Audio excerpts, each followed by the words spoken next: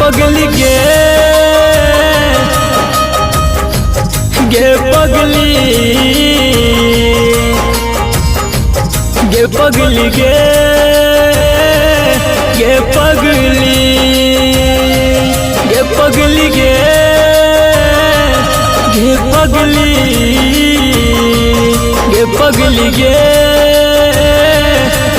पगली दिल लगा कर दिल तोड़ लागे कहन के लिए कौन कसूर दिल लगा कर दिल तोड़ लागे कहन के लिए कौन कसूर गे पगली गे पगली पगली गे पगली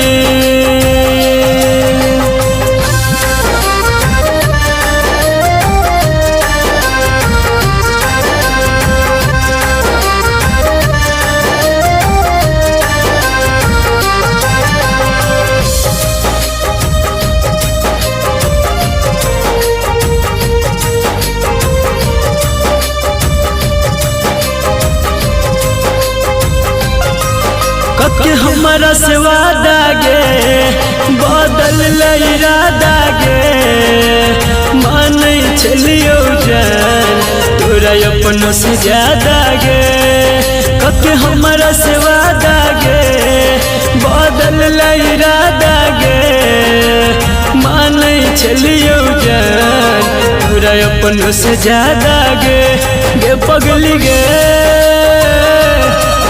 पगली पगली गे पगली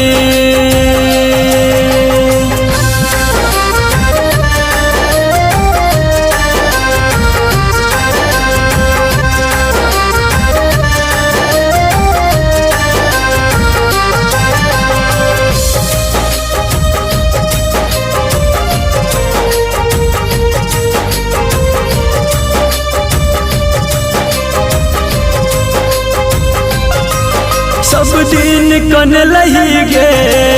कहीं उन हंस लही गे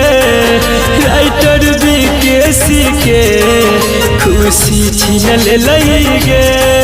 सब दिन कन लही गे कहीं उन हंस लही गे संदीप शत्रुघ्न के दिल में बस लही गे पगली गे पगली पगली गे पगली।